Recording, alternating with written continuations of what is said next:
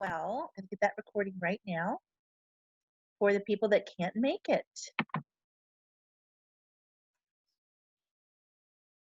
There should be a chat box. Do you see a chat? And people can type in the chat.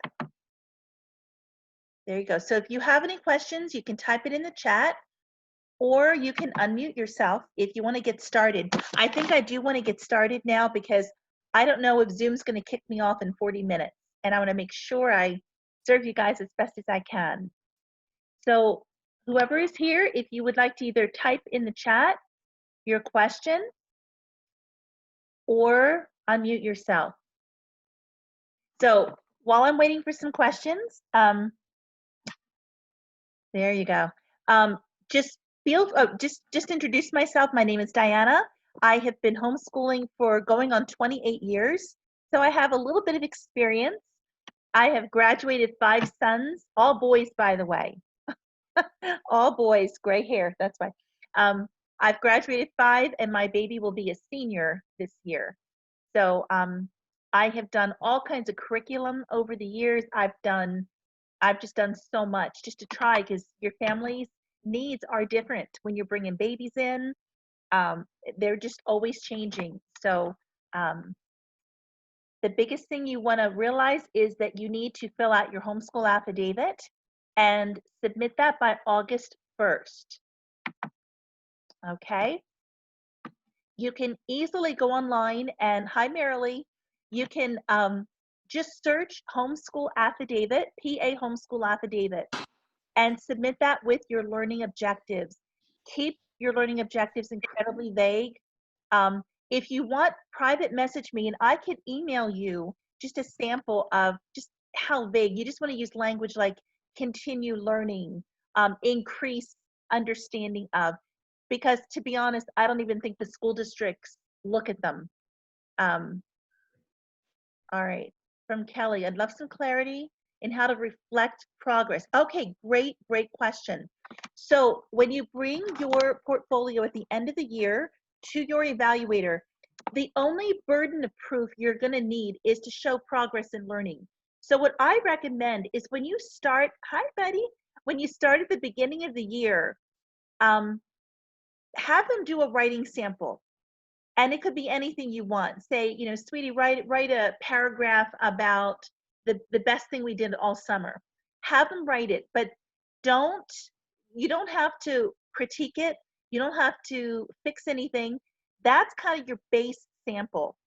Then as you go through the year and you're teaching them, well, at the beginning of the sentence, you want to put a capital, punctuation at the end. I even recommend, if you think one a month, one writing sample a month, that makes it so easy. And then you will clearly see the progress by the end of the year. I have a video on my homeschool page that is called Setting Yourself Up for Success. So I encourage you to check that out, because it shows you how to get your portfolio set now. And then you can just be plugging things in through the year. So by the end of the year, when people are coming to me, they used to be pulling their hair out like, oh my goodness, how do I do this? Whereas if you do what I suggest, by the end of the year, you're going to be ready for me, or for whoever your evaluator is, because your portfolio is pretty much going to be done. So did that help answer your question about showing progress? Think of maybe a sample a month, and sometimes you're just going to have to tell your evaluator, you know, like, look, in math, we've been working on it, and they'll see, because if you're going through a curriculum, you're gonna be progressing. You really will, and your evaluator will know, based on the curriculum that you're using in talking with you and your children, they're gonna know. So don't stress over that. Really, don't stress over that at all. Are there any more questions, or do you want to unmute yourself?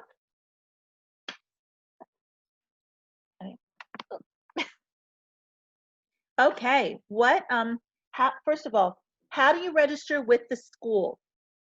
Good question. All you have to do when you have your notarized affidavit and your objectives, you will get those to the superintendent at your school. You might want to call the school and ask them, do you want me to send this certified mail, I would certify it because you want proof that you sent it, or you could drop it off and ask for a receipt. That's the biggest thing. You want proof that you did do this. Okay. So whether you're going to email it, actually emailing, I guess you'd have a paper trail there, or an electronic trail.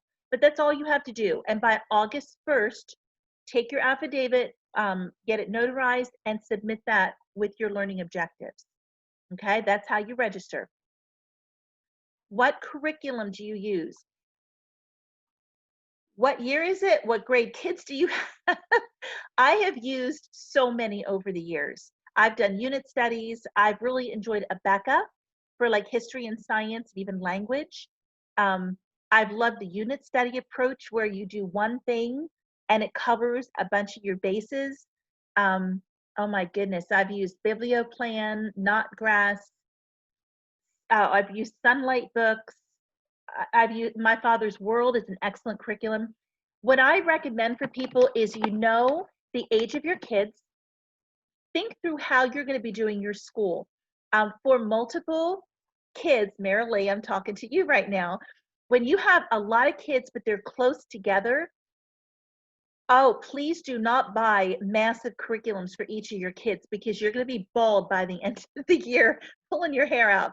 So you would need a grade level math and a grade level English program. It's really, really important that they know, phonics, that they're at that grade level. Reading, keep your kids reading and writing. That's really good. But then as far as everything else goes, history, science, art, music, all of those things, you can pull, like I've done this with my kids. Say I had a third, fifth, and seventh grader, what I would do, thank you, I would pull together maybe like the fifth grade science and history, and we would do those together. So say you read something, your first grader is going to learn just by hearing, and maybe they could draw a picture of what you did. Your third grader, maybe they could build something or do like a little experiment. You could do experiments with all the kids. It does not have to be complicated. Reading is going to be the biggest advantage you have in homeschooling.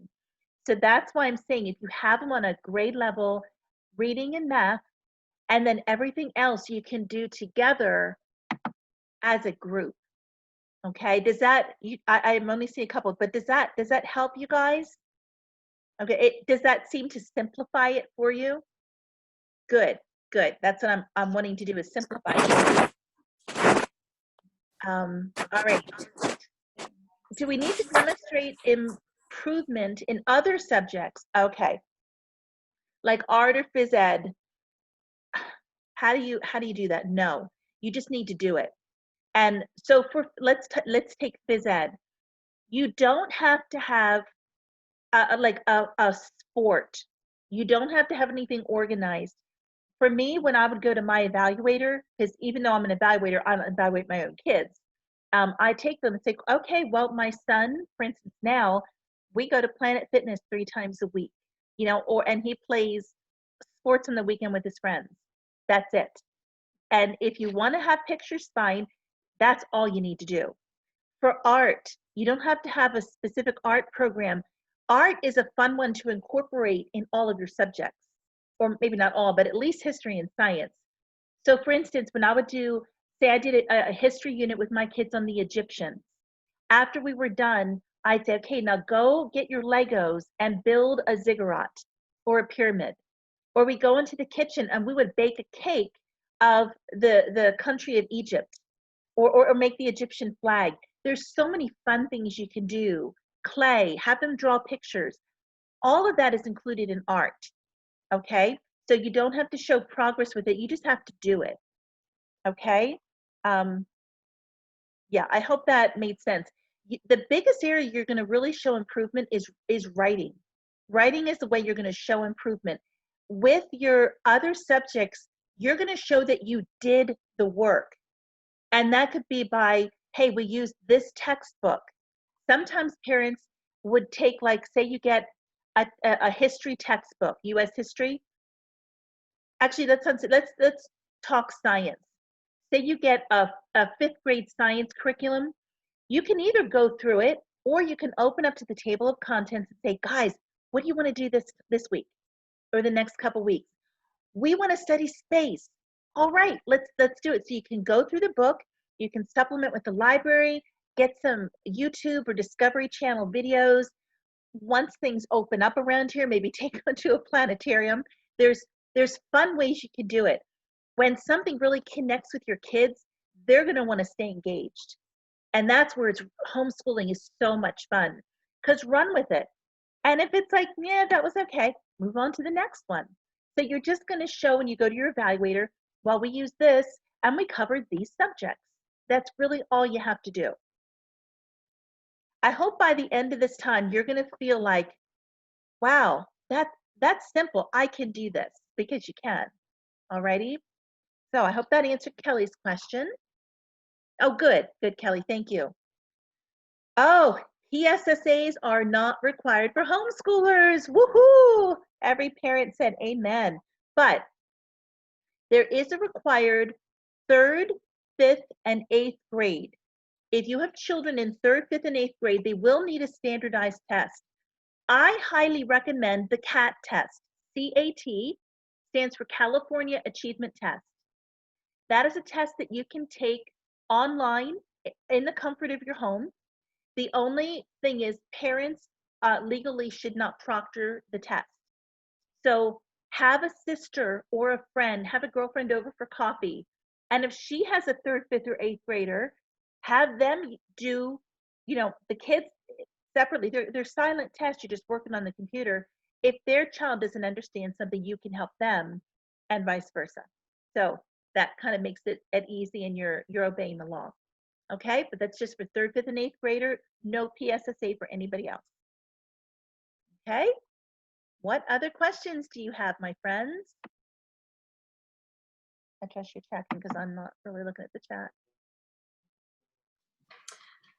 Did you do a typical like school year time frame, or did you extend it over a year? Can you do that? Do you have to do like the typical school time, like That's school an year time? excellent question, Crystal.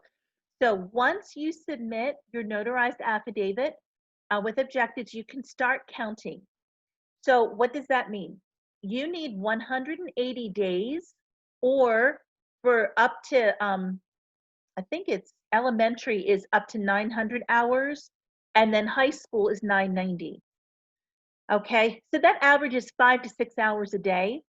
When you think of it that way, that does not mean they're sitting on their tushies for 5 to 6 hours a day, because reading counts, playing outside counts, baking in the kitchen, doing artwork. It's so much more than book work. Okay, so don't let that number scare you at all. You can start counting. Field trips will count. And you don't even have to do it Monday through Friday. Let's say that on Saturday, once the museums are all open, you want to take them to the museum because your husband's going to go and everybody goes together. That'll count as a school day. As far as keeping daily logs, I don't want to bore you guys if you're all seasoned at this, but your daily log. They're not. Okay. Jeff. Okay, that's good to know. Your daily log could be as simple as taking your calendar and putting like, okay, number 1, 2, 3. Those were the days. It could be as simple as getting on Word and making a grid with 180 days and then checking off there. If you are of a homeschooling mind, it is not going to be hard to get those days in. Because for me, when I started, I counted hours. I was logging at least 9 hours a day. And it's because, yeah, when you look out of the box, life is learning. You just don't stop learning. So that's kind of how you track your time, because you do need to bring a daily log to your evaluator. But like I said, and you need to check. What I just told you is what I accept. If you're using a different evaluator, you need to check with them and see what their requirements are, because they might require more than I do. Okay. Are there any other questions?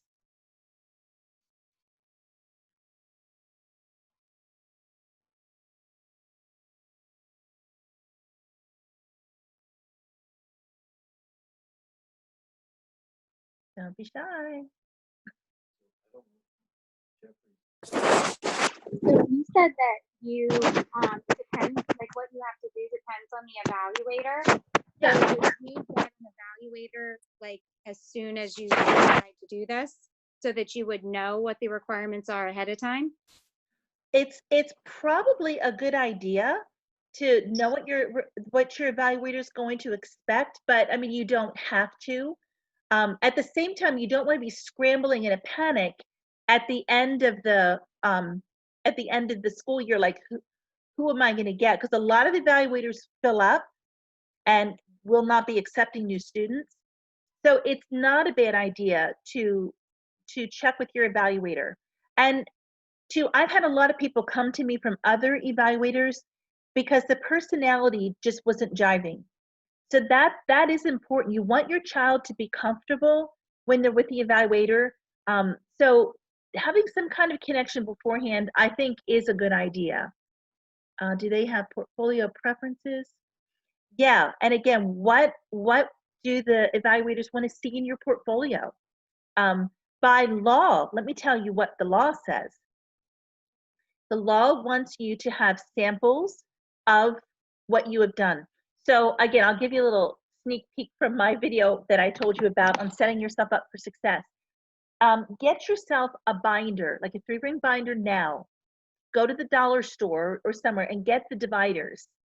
So you have one for English, your required subjects, English, math, science, history, and then you might have one for art, music, phys ed.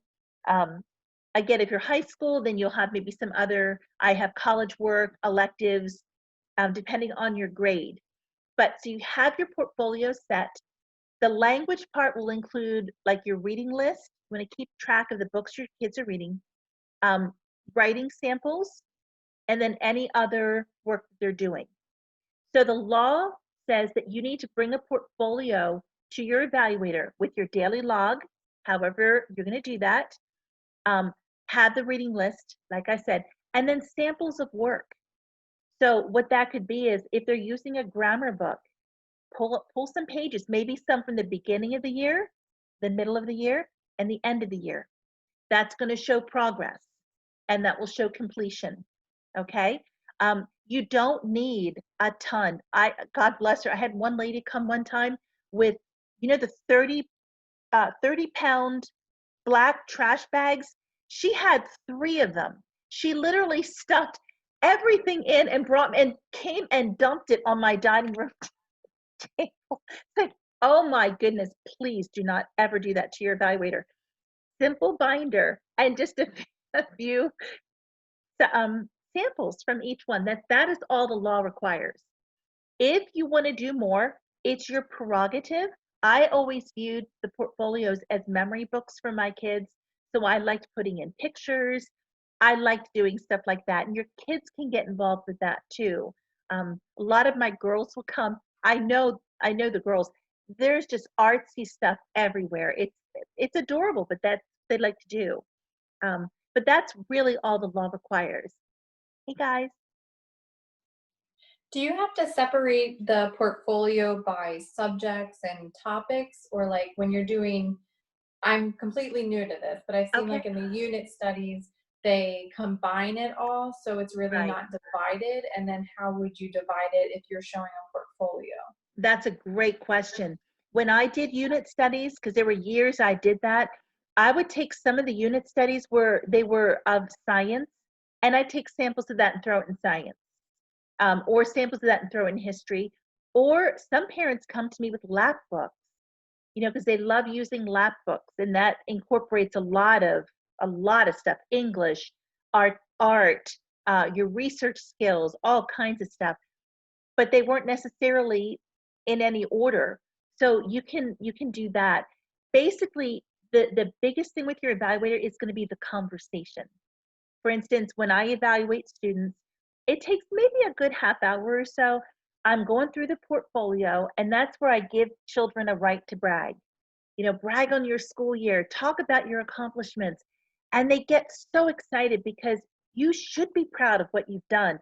Homeschooling's a lot of work, and you moms should be proud too. So it's a very uplifting time. It's nothing to be afraid of. Um, and again, get to know your evaluator, because some evaluators aren't like that, and they're going to approach it more like a school teacher. So get to know your evaluator, because you want it to be a celebration at the end of the year. And then making sure that I'm telling you what the law says and how to organize it. But again, if he or she prefers more or different, they need to let you know that. Okay.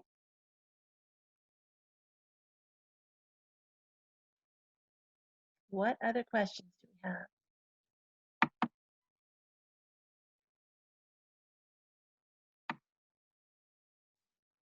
I don't want to keep hogging the mic, No, but that's okay. No one else is I have a talking. lot Go of for it. questions.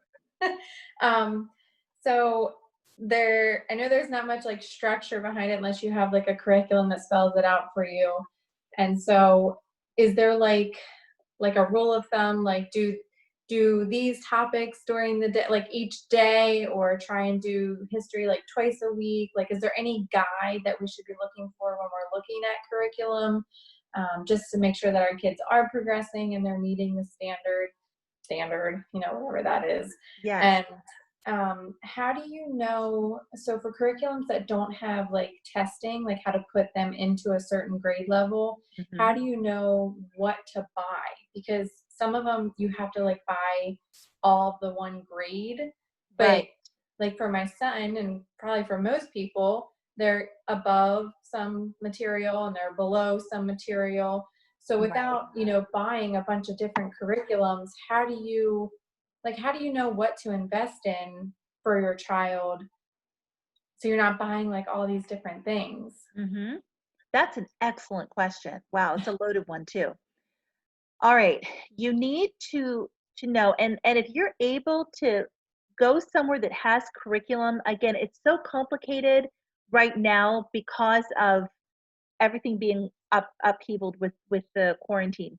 If you can look at the curriculum, like especially if you've got kids that you're pulling out of school this year, a lot of people are in that boat. You know where they're at. For instance, 20 years ago, when I first, no, no, it was more than that. When my oldest was 8 years old under the law, I was afraid I didn't know what I was doing. So I was able to get the school district. That is something that homeschoolers are allowed to get, the school district's books. Well, I didn't want their books, but I kind of wanted to see what are they going to be doing. So when I got Tim's math book, because he was going into third grade, I had to kind of scroll through until I got to almost halfway through the book to see where he was at in math, because I had been doing math with him in first and second grade, even though he wasn't under the law. So had he been in public school, he would have been bored stiff because he already knew half of that. So if you already have an idea of where your kids are at, you want them to have their grade level math, um, phonics, language, again, grade level. Say you're looking at a Becca.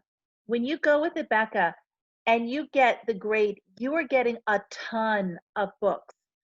You don't need it all if you don't want that. You could literally just get like the grammar book, because that's the most important thing that they need. As far as science and history, there's no one size fits all, because you can do pretty much whatever you want.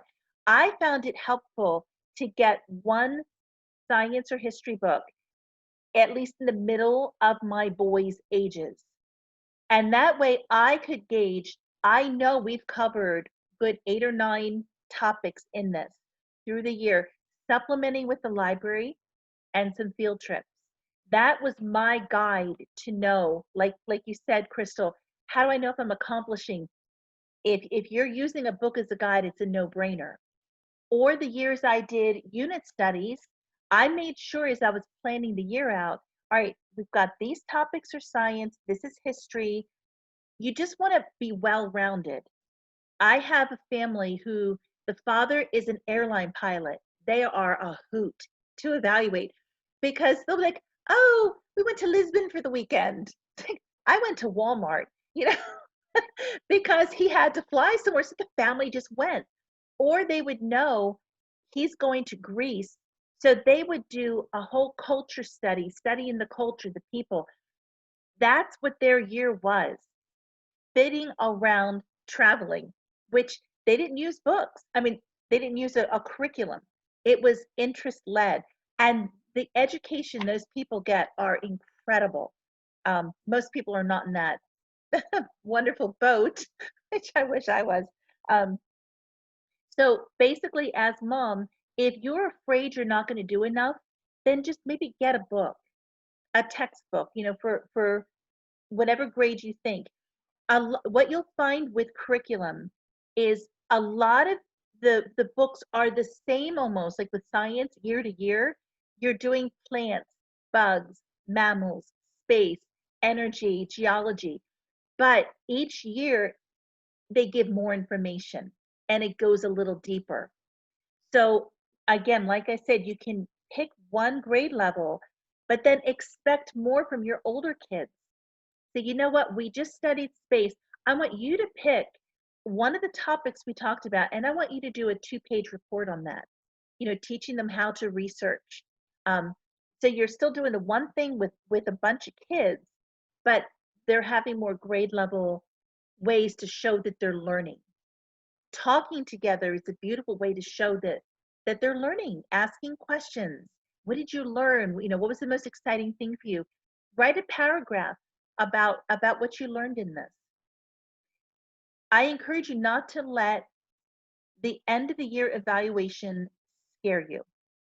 Focus more on enjoying the time with your kids and have fun learning. What I think you new homeschoolers are going to be surprised with is how excited the kids are going to be to learn. They're not going to have all of the social pressures. A lot of people come from bullying. You're not going to have all that. You're going to find that they're going to learn so much faster. You're going to get your book work done a lot faster because one-on-one is amazing. Another encouraging thing I'll share with you, I have 6 sons, and they ranged the gamut in ages because we had a 7-year gap. When my 5th child, oh, I'm running out of time here. When my 5th child was entering 3rd grade, we had the required 3rd grade testing. He tested on a 1st grade level. And I knew he's fallen between the cracks because I've got all these other kids.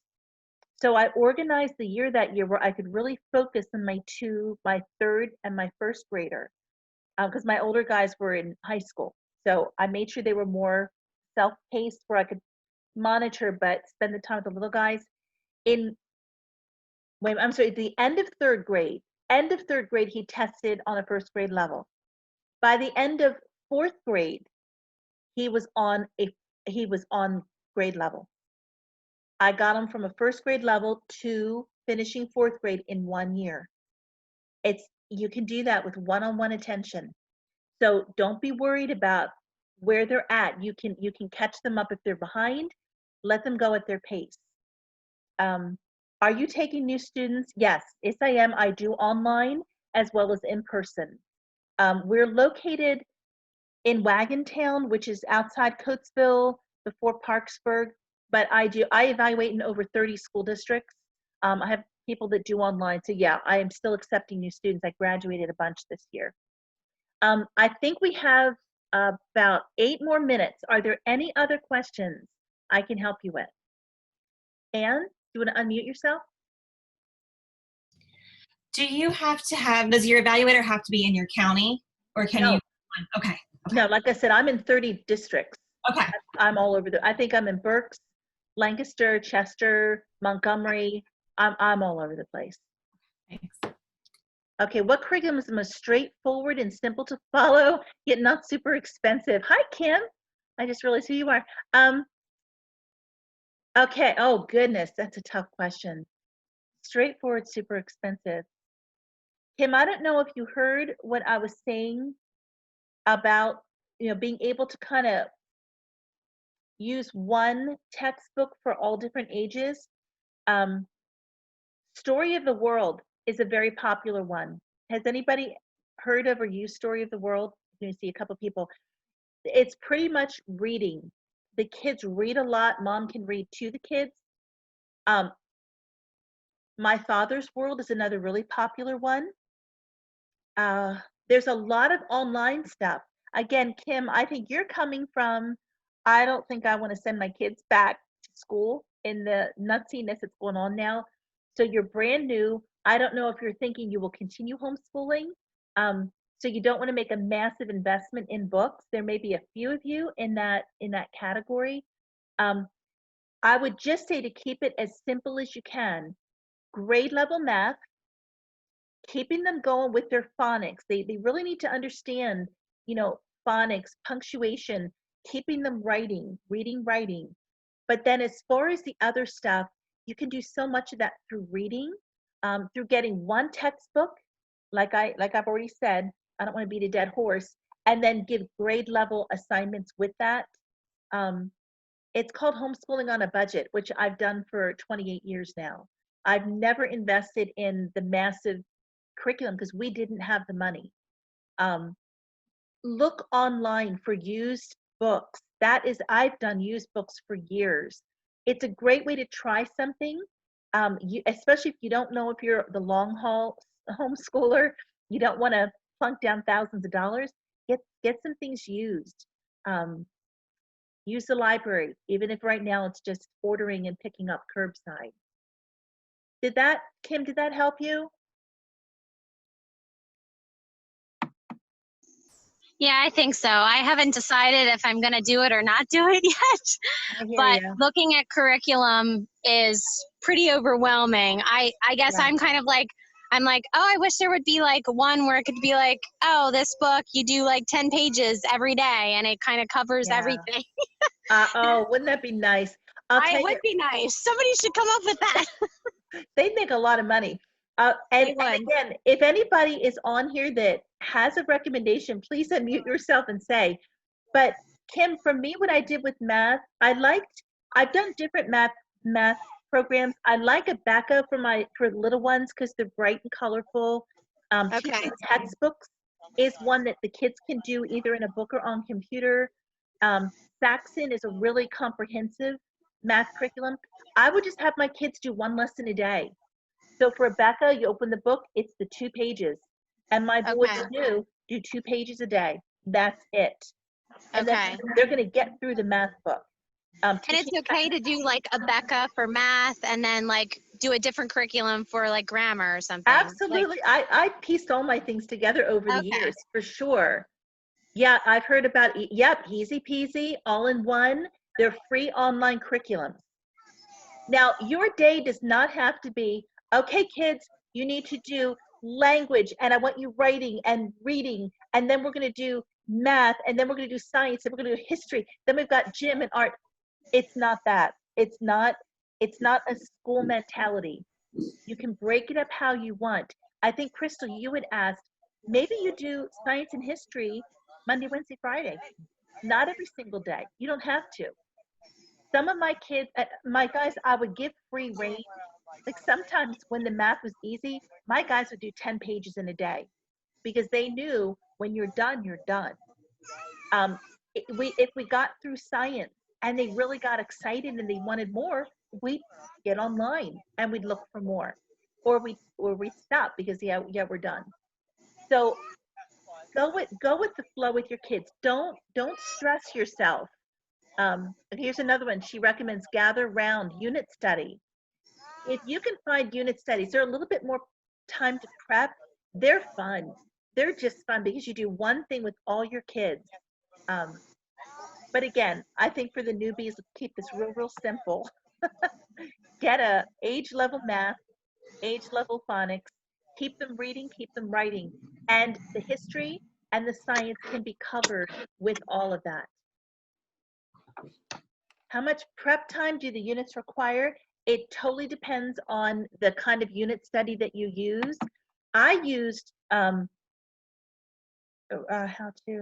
okay. Oh, okay, I'm getting low on time here. I used Konos.